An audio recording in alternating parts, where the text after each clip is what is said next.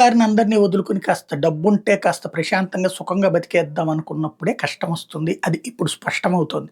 తెనాల్లో నిన్న ఇద్దరు వృద్ధ మహిళలు ప్రాణాలు కోల్పోయినటువంటి పరిస్థితి. ఎందుకు అంటే వాళ్ళ దగ్గర కాస్త నగలున్నాయి. వాళ్ళు ఇంతగా బంధువులకి వీళ్ళకి కాస్త దూరంగానే ఉన్నారు.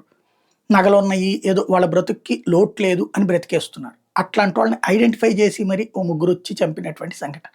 సరే నేరం పట్టుకుంటారు పోలీసులు ఇదంతా ఒక ఎత్తు. కానీ ఇక్కడ ఏమైపోతుందంటే రాత్రి పగలు కష్టపడేటటువంటి సందర్భంలో అయిన వాళ్ళని దూరం చేసుకుంటున్నారు.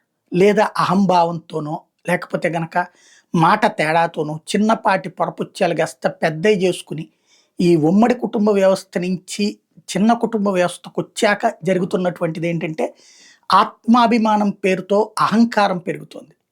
ఎదుటి వాళ్ళ మాటల్లో వక్రీకరణలు ఎక్కువైపోతున్నాయి. ప్రతి అంశంలో వక్రీకరించి చూసుకునేటటువంటి తత్వం పెరిగిపోతుంది. లేదంటే గనక నా స్థాయికి తగ్గట్టు మాట్లాడలేదన్నటువంటి ధోరణులు పెరిగిపోతున్నాయి.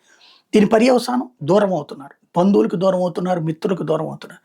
ఆ తర్వాత చివరికి కన్నబిడ్డలు సైతం వాళ్ళు సుఖంగా ఉండాలంటే వీళ్ళని దూరంగా పెట్టే పరిస్థితి. చివరికి వృద్ధాశ్రమాలు దిక్కవుతున్నాయి. వాళ్ళ స్వార్థం కోసమైనా లేకపోతే వీళ్ళ ఆలోచన వల్లనైనా చివరికి లేదా ఒంటరిగా ఇట్లాగుంటే మరి ఎవరో ఒక అసాంఘిక శక్తుల వలన బలవుతున్నటువంటి వాళ్ళు.